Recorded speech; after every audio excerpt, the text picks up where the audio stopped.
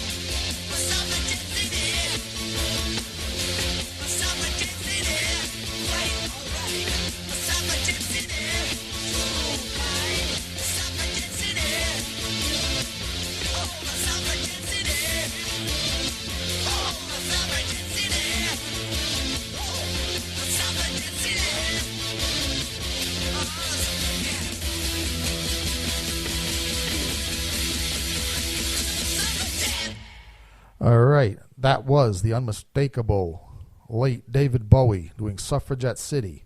Before that was Altar of Sacrifice, Slayer. And you'll notice that we're keeping to the themes tonight. We followed the discussion of the terrorists with Altar of Sacrifice. And just to be fair, we followed the discussion of bisexuality with Suffragette City. So just never let it be said that we don't know how to follow through on a theme here on the Haunted Cabaret. Another thing that we were talking about, and this was on Chuckles' show, and we're going to talk about it again and some more because I never get enough of the subject, really. And I think a lot of our listeners don't either, so I don't feel too guilty about it, is if you like horror, if you like sex, if you like violence, chances are you like pro wrestling. I mean, would that be a fair statement? All of those are kind of combined. They're all intertwined. They really are. Yeah. And while we were listening to Suffragette City, we were talking about off mic and again on Chuckles' show, but off mic afterwards, the wrestlers who can really carry a company on their shoulders, the ones that can't. And I guess the association, the mental association of ideas. While we were listening to Suffragette City, I started to think about pro wrestlers whose personas are, let's just say, a little, in question between the male and the female. Mm-hmm. And I know in the history of pro wrestling, some of those characters, that are a little bit, gender non-specific, have been some of our best performers in wrestling. Because everyone can relate to them. They're more... Well, everybody can relate to them. Well, I don't know if everybody can relate to them. Well, not necessarily in that way, but I mean... I don't know if too many of the blue-collar wrestling fans down in Pittsburgh could relate to Goldust that well on a personal basis. But they can span to a wider range of people. Well, either you're going to dislike... Either you're going to... entertained by them, or... They're going to provoke a response one way or the other. Either a fan is going to dislike them, a fan is going to agree with them, a fan is going to be fascinated with them. Yeah. So they cover a lot of ground. Yeah. They're more thought-provoking. Yeah, and that's why I think a lot of these gender-neutral wrestlers, they're also tweeners, too. Would you say, Tony? One of my favorites, a guy who I bought all of my wrestling gear off of, who is still in the business to this day in his 70s, Exotic Adrian Street. Kind of one of the original gender benders, who's straight as an arrow, married to his valet. But he really invented that character and was able to take it because there were some characters along those lines in the 50s, but you really couldn't go all out back then. Right. Well, I'll tell you, I've seen some video of Gorgeous George. Now, he took it a little further than you would think that somebody would be able to take it in the 50s and 60s. And I think Adrian Street actually is modeled. Well, I think every gender bender persona in wrestling sense owes a little bit to Gorgeous George from back then. But yeah, Adrian Street was a definite direct influence. And lately, Adrian Street, he got some notoriety, right? But he never rose to the level. Yeah, he was never a main eventer, that's for sure. No. And it brings to mind there's a couple of other wrestlers that I thought, me personally, whether it was back in the day of, I guess you would say, well, it was WWE Attitude Era. But even before that, in the Hulk Hogan superhero era, and then even more recently, the ones that come to mind that I think could have carried a company on their shoulders and were never given the opportunity, one was a wrestler named Chris Candido. Yeah. And he came to the WWF at that time. He was a member of the Body Donnas, with Sonny. Mm-hmm. And I'll tell you, he was a guy, and then they put him in a tag team where he didn't, his tag team partner wasn't worthy of being on the team with him. I think that was part of the problem. But no, if it had just been Chris Candido with Sonny as his manager, I think Chris Candido could have been a WWF champion. He could have carried the company for a while. He never got the Now, granted, they gave him some belts in some of the lesser organizations, but he could have gone a lot further. The other one is more recently is Orlando Jordan. If that rings a bell. Mm-hmm. Yeah. And now, if I'm not mistaken, they tried him out in WWE for a while. Now, did he go back to TNA, or did he start out did he get his first break in TNA and then went to WWE? I would hazard to Maniac Mike would know this a lot better than me, but well, it's not important anyway because I don't remember him too much. No, it doesn't matter anyway because the point is that in both organizations, he was given a little bit of a push and then dropped back down to mid card, dropped back down to scrub, and let go. Now, and like I said, he's another one. I watched him in TNA, and I said, this guy, if they do things right, this is a big star. This is a guy that could be up there with some of the legendary characters in wrestling. They didn't do it. But I don't know. I think a lot of times when in wrestling, it's bad decisions by the promoters. I mean, other than in politics, I don't know of any other organization or any other profession where there's such nepotism and, what would you say, Chuck, personality. In other words, they don't make the right decisions because of personal opinion. They make the right decisions on what they call clicks. Right. Clicks in professional wrestling. It's there. Yeah, and there's clicks in business. There's in corporate business. There's clicks in other sports. There's clicks everywhere. But would you say in wrestling it's really bad and it gets in the way sometimes of making the right decisions? Oh, it is more really than other bad. Places?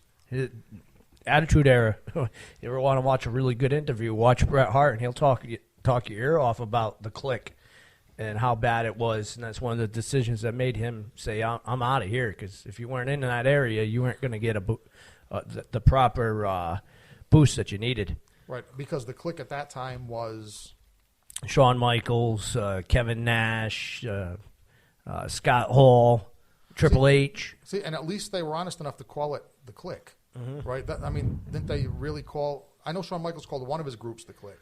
Yeah, it was the Click, but it stayed under wraps as the Click. Remember, that's what Triple H got in trouble for, hugging them. Yeah, he came out of. He was one of the first times a wrestler came out of character in the WWF, and Vince put him in the doghouse for a while. Yeah.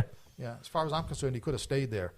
I'm not a fan of Triple H. I mean, I understand he's devoted to wrestling, but now I wonder how much, because that's always been, Triple H lives and breathes and bleeds wrestling.